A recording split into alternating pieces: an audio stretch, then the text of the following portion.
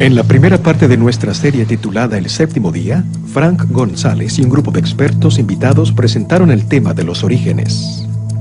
Somos el resultado accidental y no planificado de un proceso de evolución a través de un proceso de selección natural, o somos obra de las manos de un ser supremo, el Alá del Corán y el Dios de la Biblia. ¿Debemos nuestra existencia a los dioses aztecas o babilónicos, o a ciertas criaturas del espacio exterior?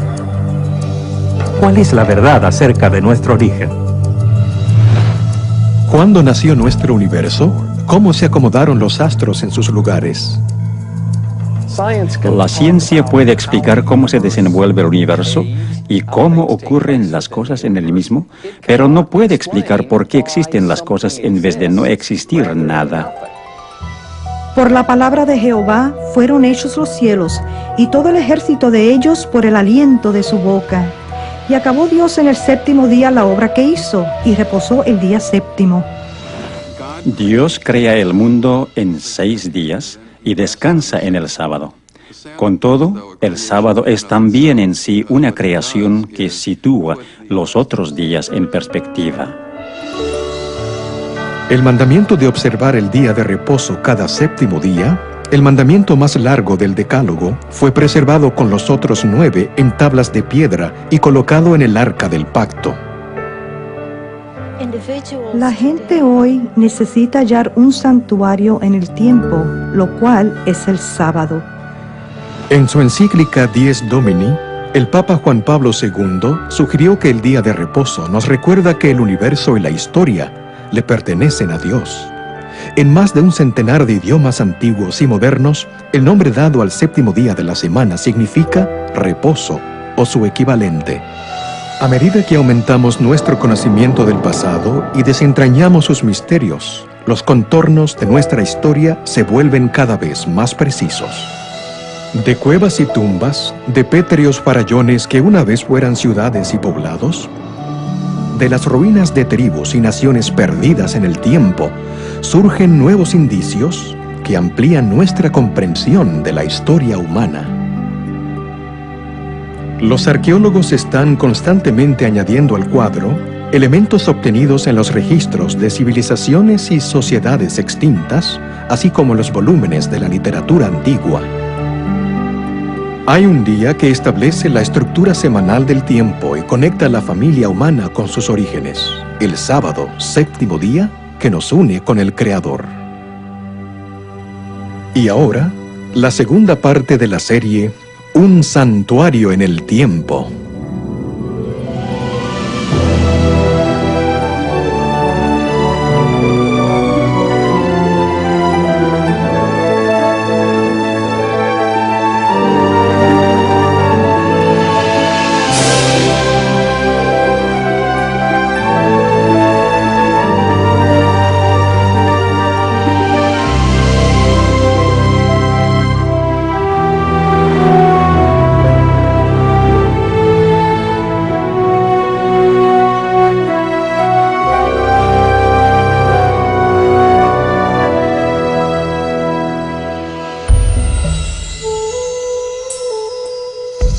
En la época en que Jesucristo caminaba entre los judíos, era su costumbre asistir los sábados a la sinagoga para adorar y enseñar.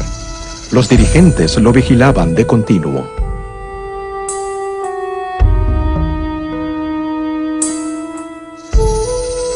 Algunos de los rabinos discutían con él acerca de la forma correcta de observar el sábado.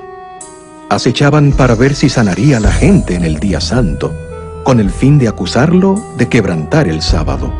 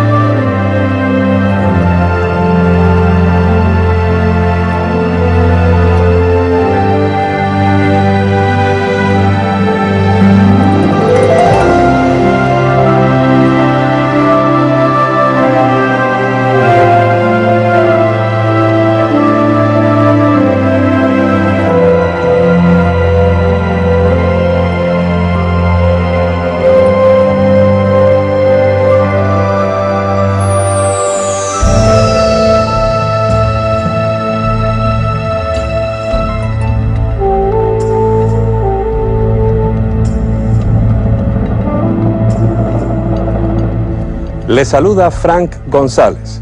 Bienvenidos a la segunda parte de Un santuario en el tiempo. Lo que hizo Jesucristo en cierto sábado específico casi 2000 años atrás fue verdaderamente revolucionario. Hizo milagros de sanidad y con ellos se ganó el corazón del pueblo. Sin embargo, esto lo puso en conflicto directo con los líderes judíos. Al aseverar ser el Señor del sábado, desafió su autoridad espiritual, lo cual iba a desembocar en su infame juicio y muerte en la cruz.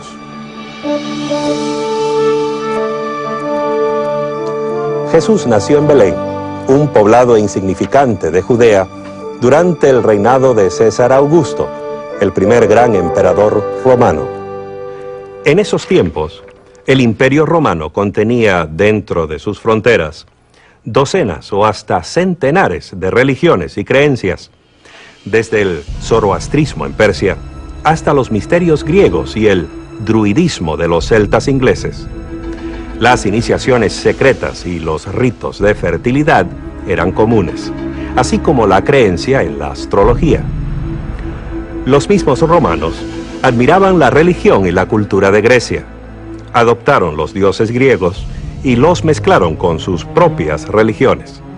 El resultado fue una mezcla de culto a los antepasados, al emperador y al sol. Una religión dirigida no a un dios, sino a muchos.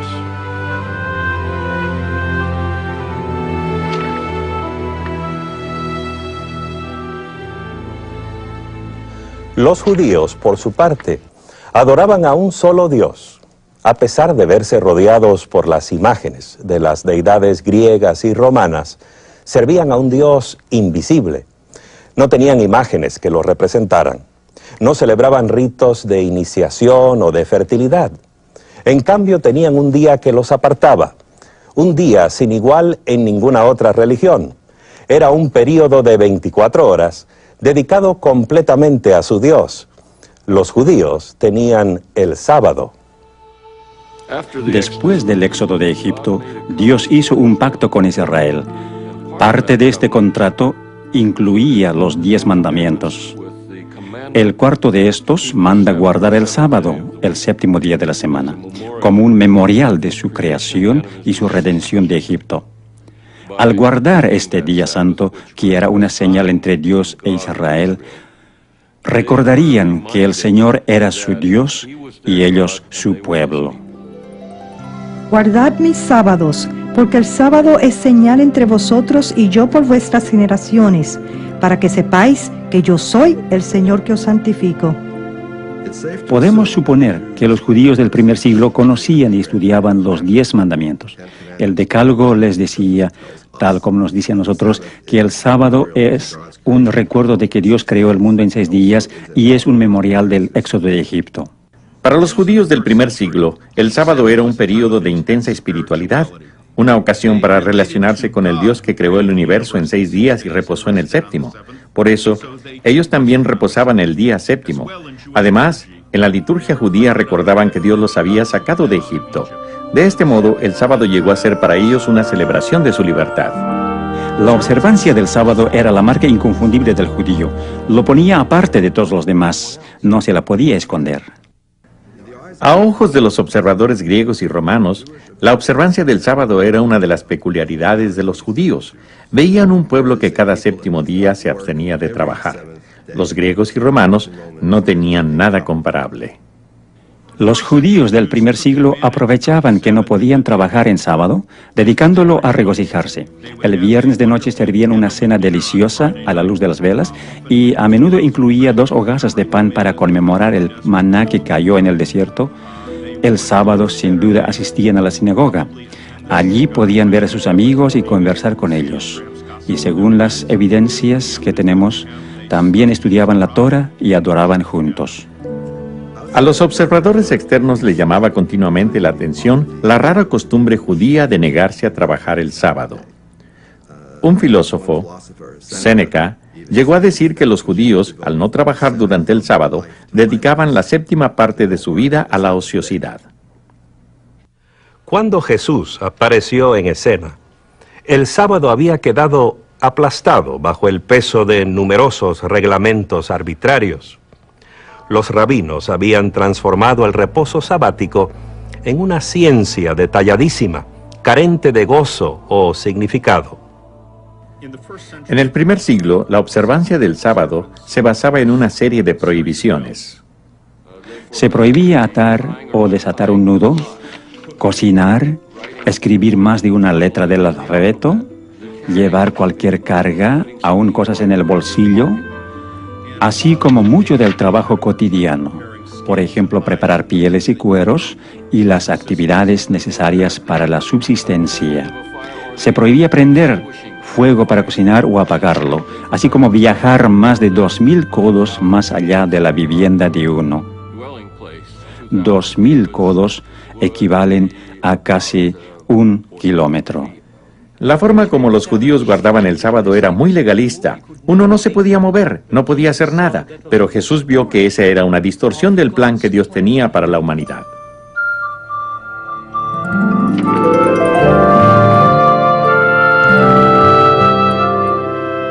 Al sanar al hombre de la mano seca, Jesús mostró el verdadero espíritu del sábado. Rechazó las reglas rabínicas. Guardó el sábado conforme a las antiguas escrituras hebreas, que hoy llamamos el Antiguo Testamento. Según el Evangelio de Lucas, Jesús tenía la costumbre de ir a la sinagoga y adorar en el día sábado. Guardaba el sábado, pero no según las reglas que habían establecido los fariseos.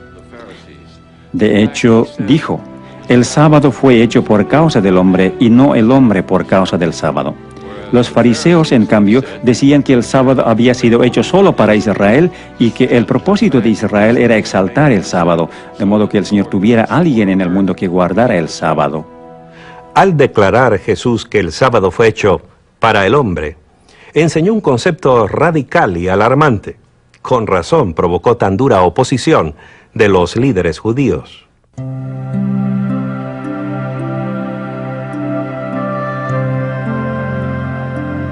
En otro sábado, Jesús enseñaba al pueblo. Había allí una mujer que había estado enferma, encorvada por 18 años. Jesús la llamó que se acercara a él.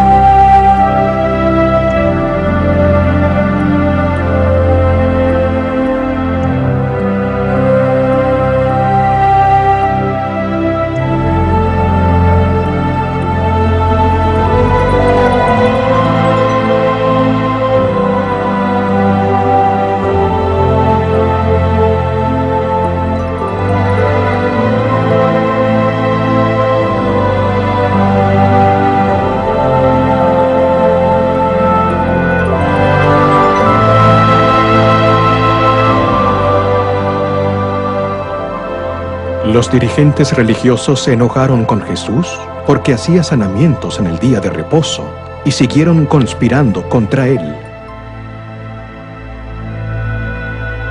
Para los líderes religiosos, esa conducta era un escándalo, en especial por quebrantar su regla del peligro mortal. La regla del peligro mortal decía que se podían hacer ciertas cosas en sábado solo en casos de vida o muerte. Se podía salvar a alguien cuya vida estuviera amenazada, pero no se podía sanar a un enfermo crónico en sábado. Había que dejarlo para otro día. Pero Jesús no quiso esperar otro día. Básicamente estaba diciendo, ustedes desatan a sus animales para que estos reposen el sábado, pero me critican a mí por haber soltado la carga de esta mujer, de modo que pueda guardar el sábado por primera vez en muchos años. Era un argumento devastador. San Juan, en su registro de la vida de Jesús, informa que por esta causa los judíos perseguían a Jesús y procuraban matarlo, porque hacía estas cosas en sábado. Acusaban a Jesús de quebrantar el sábado. Temían que si la gente seguía a Jesús, llegarían a ser una nación de quebrantadores del sábado, lo cual les acarrearía la ira y los juicios de Dios. Así perderían su nación. Fue este temor lo que los llevó a crucificar a Cristo.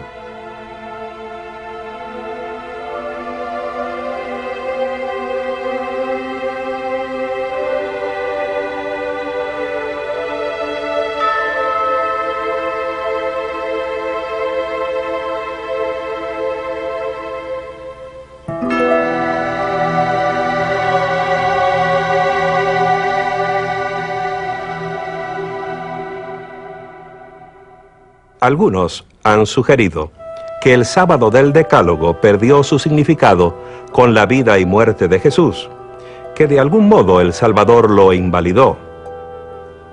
Cuando Dios dijo que el sábado fue hecho para el hombre y no el hombre para el sábado, podría haber dicho que el sábado había sido dado para Israel y que no era necesario que los no judíos, y quizás hasta los mismos judíos, lo guardaran. Cristo tuvo muchas oportunidades para decir que el sábado no era importante, que era hora de terminar con él. En cambio, todas las controversias que tuvo con los fariseos no tuvieron nada que ver con la validez del sábado, sino cómo debía ser guardado. Si alguna vez hubo alguna duda en cuanto a cómo guardar el sábado, Cristo la disipó. El secreto era seguir la autoridad de las Sagradas Escrituras y no las leyes y tradiciones humanas. Lo humano había invadido a tal punto el sábado que la realidad original casi no se veía.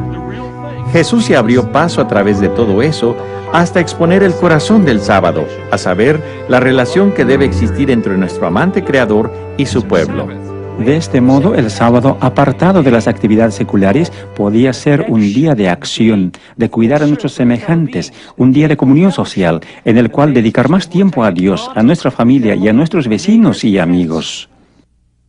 Muchos devotos cristianos se sorprenden al leer que su propio día de culto se basa en reglas y tradiciones eclesiásticas y no en las Sagradas Escrituras.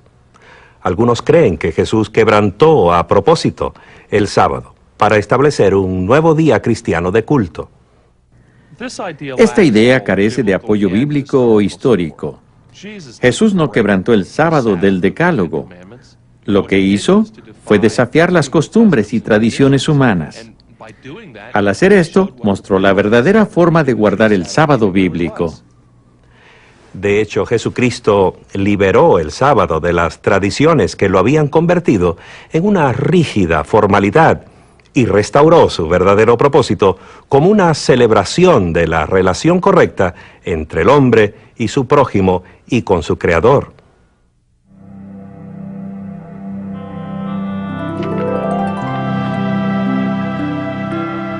Cuando veáis en el lugar santo la abominación desoladora predicha por el profeta Daniel, entonces los que estén en Judea huyan a los montes. Orad que vuestra huida no sea en invierno ni en sábado. Con esas palabras, Jesús señaló una terrible predicción que hiciera el profeta Daniel en el Antiguo Testamento. Pero ¿por qué habría de decirles a los creyentes que oraran para que no tuvieran que escapar en sábado, a menos que esperara que todavía estuvieran guardando el sábado como día santo? En el año 69 de nuestra era, el Imperio Romano era muy inestable. A dicho año se lo llama el año de los 4 emperadores y los primeros 3 no murieron de causas naturales. Por eso los judíos pensaron que el momento era favorable para sacar partido de esa inestabilidad y promover su propia libertad de la opresión imperial. El general romano Vespasiano atacó la ciudad en un intento de ahogar la revuelta. Antes de completar la campaña, fue nombrado emperador el año 69 de nuestra era, y su hijo Tito, otro futuro emperador, tomó el mando como general del ejército. Tito le puso sitio a la ciudad y finalmente, en el año 70 después de Cristo, las fuerzas romanas penetraron las defensas, asolaron la ciudad y destruyeron completamente el templo. Eusebio, un historiador eclesiástico, informa que los cristianos de Jerusalén recordaron la advertencia y escaparon antes que la ciudad cayera en manos romanas. Este incidente muestra en forma evidente la intersección de la historia y la profecía. Conocemos las fechas y lugares. Jesús sabía y predijo cuándo iban a suceder estas cosas y que 40 años después de su muerte y resurrección, sus seguidores todavía estarían guardando el sábado. De hecho, en todo el período del Nuevo Testamento, que abarca hasta el fin del primer siglo de nuestra era, los cristianos siguieron observando el séptimo día, sábado. Este hecho resulta claro en los registros bíblicos e históricos.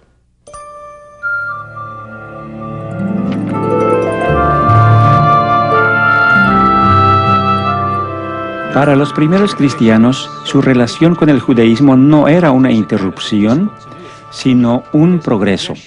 En efecto, su religión se basaba en el cumplimiento de las esperanzas y expectativas del Antiguo Testamento. Los cristianos no creían estar fundando una nueva religión. Creían ser judíos, el verdadero Israel. Eran los hijos de Abraham. Si eran gentiles, eran hijos de Abraham por la fe. Los judíos y los cristianos compartían la creencia de que Dios actúa en la historia, en el Sinaí, en el Éxodo, en la creación, y que el registro de esos actos se halla en las escrituras hebreas. El corazón de la teología cristiana y judía lo conforma la creencia de un solo Dios personal, un creador amante que se relaciona con sus criaturas. Esta creencia proveía también el corazón de la experiencia del reposo sabático, al requerir una relación personal con el amoroso creador. Pero para los cristianos, la vida y muerte de Cristo añadió una nueva dimensión, una nueva razón de reposar el sábado. Por tanto, queda un reposo sabático para el pueblo de Dios. Con estas palabras, Pablo mostró que la fe cristiana elevó el sábado a nuevas alturas. Con la muerte y resurrección de Jesús, los cristianos adquirieron una esperanza nueva, la de ser librados de un mundo de pecado. Así el sábado, que originalmente fuera el memorial de la creación, pasó a conmemorar también la salvación y la paz espiritual que ella nos brinda.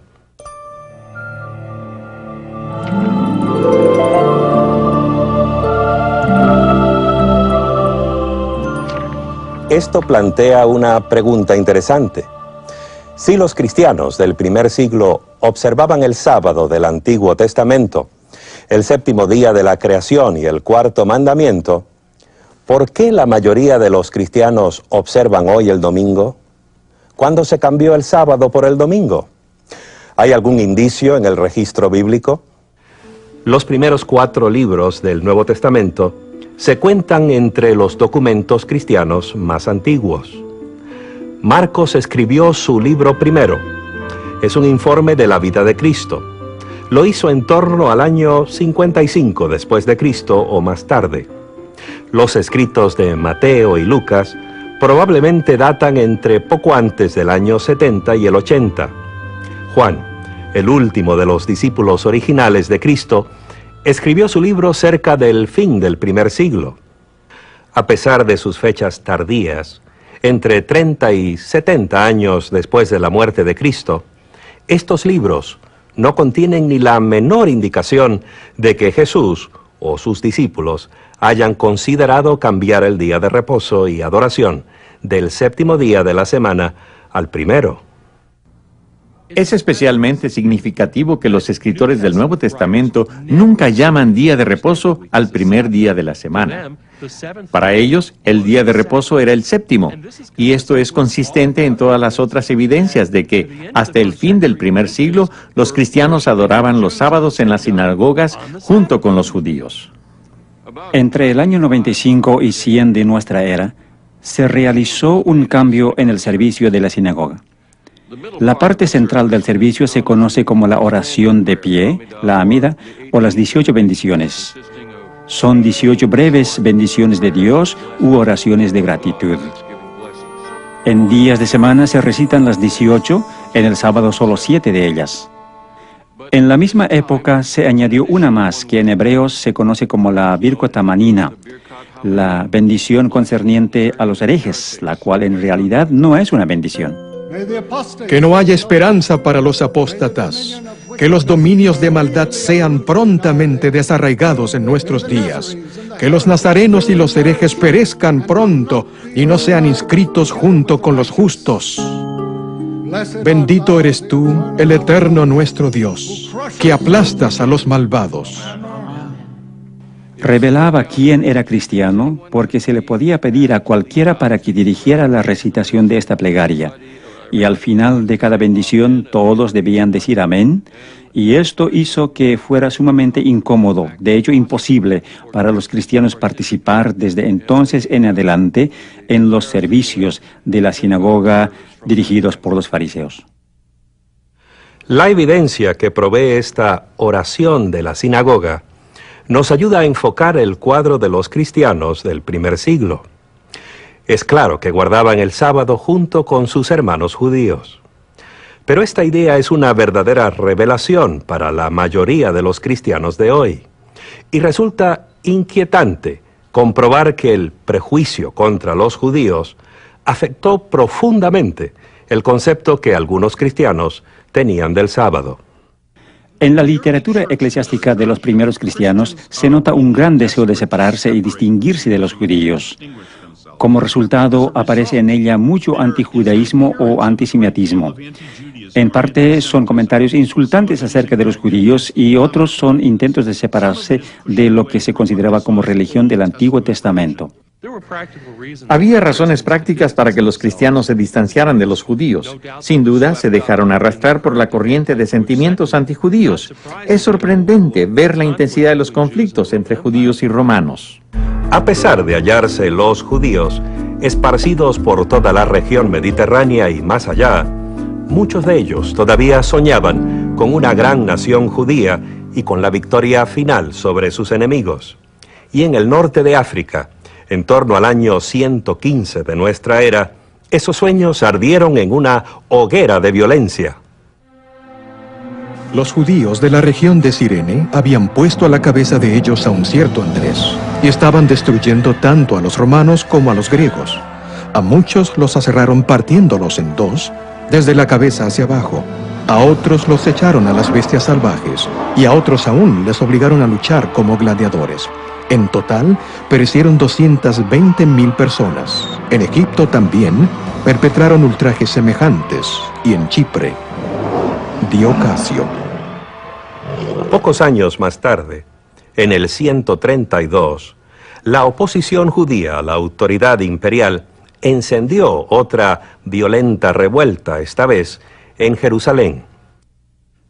Nuestras antiguas fuentes nos dan dos razones para explicar la insurrección de Bar Kokhba.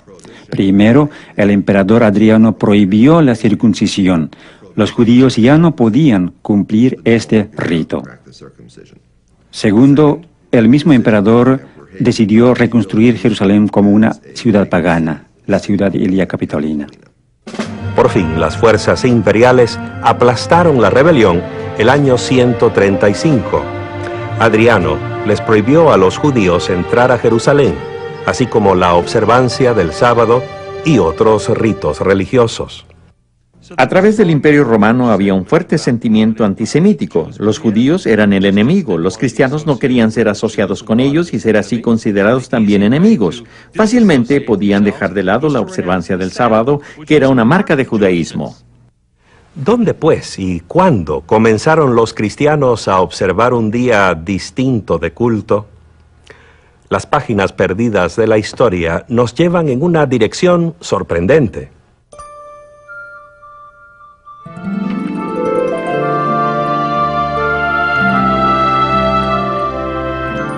Alejandría, Egipto, fundada el año 332 a.C. por Alejandro el Grande, uno de los grandes centros mundiales de literatura, ciencia y comercio, un caldero de ideas religiosas y filosofía clásica.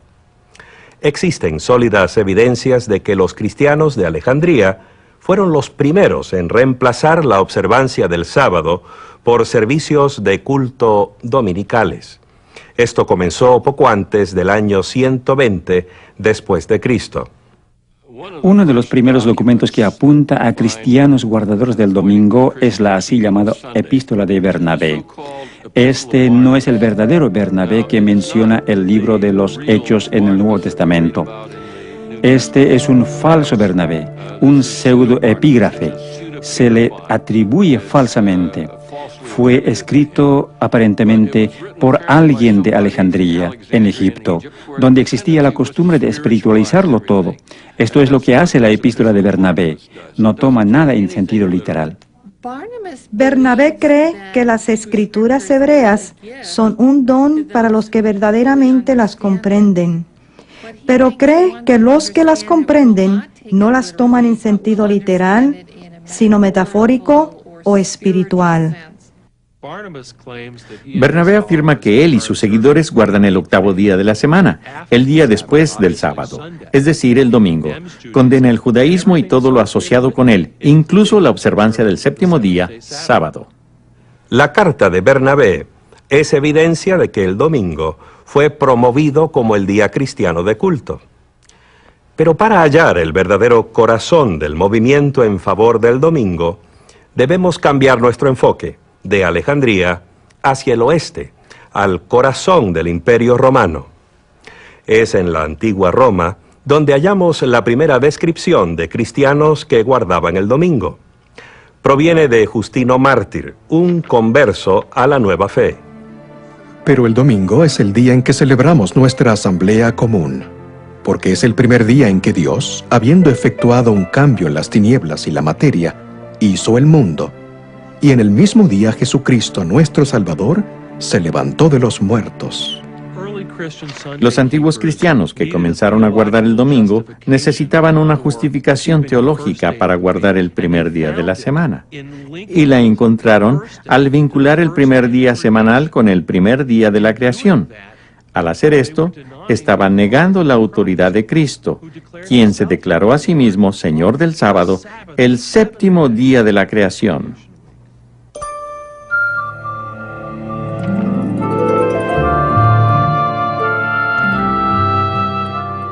Hemos llegado a un momento crítico en la historia. Al aislar de sus raíces bíblicas el día santo semanal, los dirigentes de la Iglesia lo separaron de su fuente de significado espiritual. Se convirtió así en una formalidad vacía, una brasa ardiente política, una prueba de autoridad, un peón en una lucha centenaria por el poder. Era atractivo reemplazar el sábado con el domingo, porque en torno al primer día estaba surgiendo cierta aura debido a las tendencias nuevas en el paganismo que hacían del domingo el día de adorar al sol, pensar en el sol. Supongo que era inevitable que se infiltraran en la cristiandad elementos del culto pagano. Después de todo, los cristianos eran una pequeña minoría en un mundo predominantemente pagano.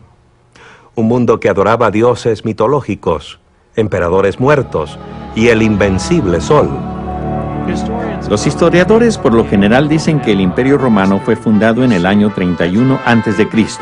En ese año, Octavio derrotó a las fuerzas de Marco Antonio y Cleopatra, y volvió a Roma para convertirse en el primer César Augusto. Fue en esa época también que hizo llevar a Roma dos grandes obeliscos. Instaló uno de ellos en el Circus Maximus. Por supuesto, no solo estaba dedicado al dios Sol, sino que además era una prueba muy visible de que Roma había conquistado Egipto. La dedicatoria decía: César Augusto dedica esto como una ofrenda al sol. Pero también decía: porque Egipto ha sido conquistado. Así, los que asistían al circo para ver los juegos veían no solo la dedicación al sol, sino también que el dios sol romano había triunfado sobre el dios sol egipcio. Hay informes de mediados del primer siglo que proveen evidencia adicional de lo popular que era el culto al sol. Nerón, el notorio emperador, comisionó a un escultor para que creara una estatua de casi 35 metros de altura, con su propia cabeza esculpida al estilo del dios Sol. Cuando Vespasiano construyó su gran anfiteatro, que hoy conocemos como el Coliseo, tomó ese enorme coloso, así llamaban antiguamente a las estatuas, que representaba a Nerón. Le cambió las facciones y lo dedicó al dios Sol. El emperador Heliogábalo era tan devoto de su dios Sol oriental que tomó el nombre de la deidad. Llevó su dios en la forma de un meteorito negro desde Siria hasta Roma y adoptó un estilo de vida oriental. Así pues, la moda oriental, las orgías orientales y la conducta oriental de Heliogábalo lo llevaron a la ruina en 4 años. A pesar de que su dios fue devuelto, porque la piedra negra fue enviada de nuevo a Siria, la adoración al sol continuó. El antiguo historiador Plutarco informa que el general romano Pompeyo debió ir al Mediterráneo oriental para castigar a los piratas que atacaban a los barcos mercantes. Esto fue alrededor del año 50 a.C. Derrotó a los piratas, los capturó y los llevó consigo a Roma. Sucede que los piratas eran adoradores de Mitras, el dios Sol, y de esos piratas se popularizó la adoración a Mitras en Roma, especialmente entre los militares. Pienso que a los militares romanos, Mitras les parecería una divinidad especialmente atractiva. Mitras era guerrero, que luchaba del lado de las fuerzas del bien. Era una religión jerárquica, en la cual se podía progresar de grado a grado. Había 7 grados en el mitraísmo, situación semejante a la de un ejército. Y en tercer lugar, era una religión de hermandad y comunión. Se reunían no solo para adorar a su Dios, sino para comer juntos. Se comenta acerca de soldados romanos que han vuelto del oriente, que oran al amanecer de cara al sol naciente. En torno a este periodo vemos que se empieza a mencionar en Roma al Deus Sol Invictus, es decir, al dios Sol invencible. Invencible porque la noche trata de conquistar el sol cada 24 horas, pero al amanecer el sol ha sobrevivido y ha vencido a la noche. La importancia del culto al sol en el Imperio Romano se echa de ver durante el reinado de Aureliano, quien fue emperador entre los años 270 y 275 de nuestra era. Estableció una religión estatal que incluía el culto al emperador y al sol invicto. Trató de unificar todas las religiones bajo el dios Sol. Diocleciano, que llegó al poder el año 284, también era un devoto del dios Sol. Mantuvo el principio de una religión estatal que estableciera Aureliano y llegó a declararse Dios. Eventualmente, ordenó que se persiguiera a los cristianos.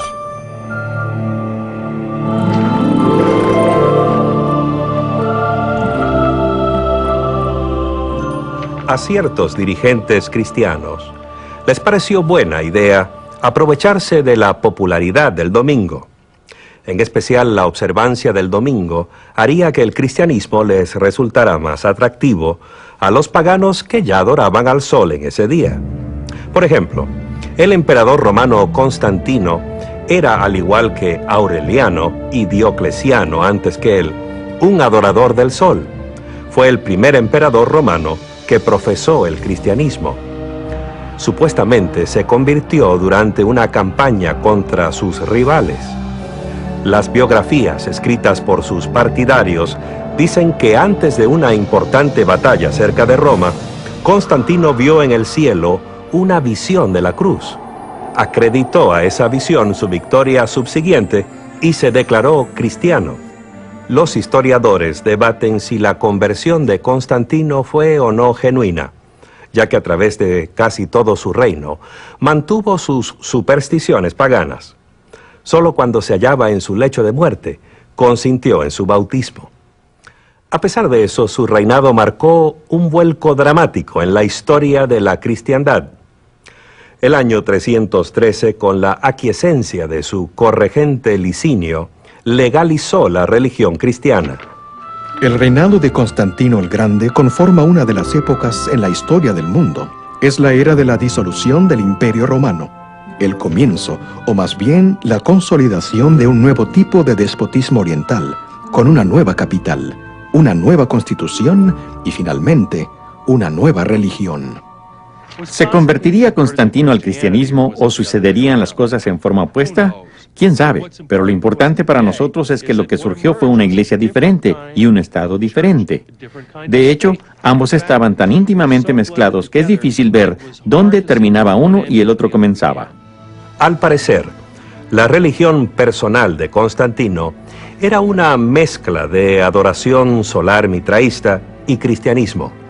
Según Eusebio, su biógrafo cristiano, Constantino ordenó a sus ejércitos a ser celosos en honrar el día del Señor, el domingo, refiriéndose a él como el día de la luz y del sol, términos que son claramente paganos.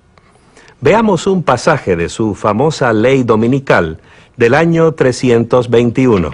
En el venerable día del sol, los magistrados y el pueblo que reside en las ciudades deben descansar, y todos los lugares de trabajo deben estar cerrados. En el campo, sin embargo, los individuos ocupados en la agricultura pueden continuar libre y legalmente sus ocupaciones. La primera ley que requería que la gente celebrara y descansara en domingo es la que promulgó el emperador Constantino en el año 321.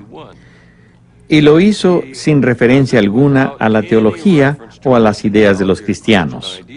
Dice que se abstengan de trabajar en el venerable día del sol, lo cual alude al hecho de que el sol se iba convirtiendo cada vez más en un objeto de culto. De este modo, la primera ley que exigía que la gente guardara el domingo no tenía absolutamente nada de sabor cristiano.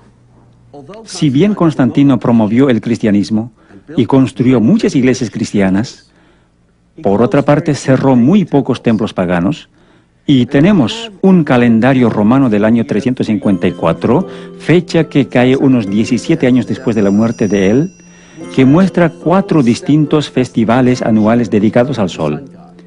Muestra así que el dios Sol sobrevivió.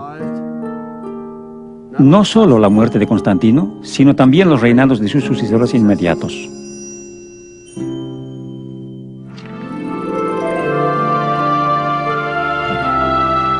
La ley dominical de Constantino, ¿le puso término a la controversia entre el sábado y el domingo? No. Según registros de la antigua ciudad de la Odisea, donde se reunieron los dirigentes de la iglesia en torno a mediados del siglo IV. El concilio eclesiástico de la Odisea trató específicamente de si había que leerse las escrituras en los servicios del sábado y qué pasajes debían escogerse. Léanse en el sábado los evangelios y las otras escrituras.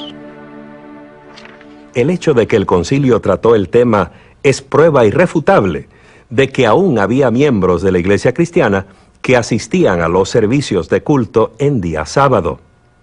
Recordemos que esto sucedía más de 300 años después de Cristo. Pero eso no es todo. Los cristianos no deben judaizar descansando el sábado, sino que deben trabajar en ese día y honrar más bien el día del Señor, y si pueden, descansar entonces como cristianos. Pero si se sorprende a cualquiera de ellos siendo judaizante, sea anatema de parte de Cristo. ¿Qué quiso decir el concilio al hablar de judaizantes? Los judaizantes eran los cristianos que no trabajaban en sábado, al igual que los judíos. Los dirigentes de la iglesia querían que todos trabajaran el sábado y descansaran el primer día de la semana, al cual empezaron a llamar el Día del Señor. Esta disposición concordaba con la ley dominical que había promulgado el emperador Constantino. A pesar de la popularidad de la adoración al sol y las leyes dominicales de los emperadores, muchos cristianos siguieron adorando en el séptimo día, sábado. De hecho, fueron minoría las iglesias que abandonaron el sábado. Si bien casi todas las iglesias del mundo celebran los sagrados misterios en sábado cada semana, los cristianos de Alejandría y Roma han cesado de hacer esto. Sin duda alguna, los cristianos todavía observaban el séptimo día, sábado, en la segunda mitad del siglo IV. A pesar de los argumentos teológicos, los prejuicios antijudíos y el decreto de un emperador, el sábado del Creador no había muerto. Los siglos subsiguientes vieron cómo el sábado se mantuvo como el corazón de la controversia entre los papas y los patriarcas. El día semanal de reposo y adoración se convirtió en una prueba de la autoridad de la Iglesia y en señal de sumisión a un nuevo tipo de gobierno religioso. Llegó a ser una causa importante del gran cisma que dividió a la cristiandad por 900 años. Veremos más acerca de esto cuando volvamos con la parte 3 de nuestro programa Un Santuario en el Tiempo.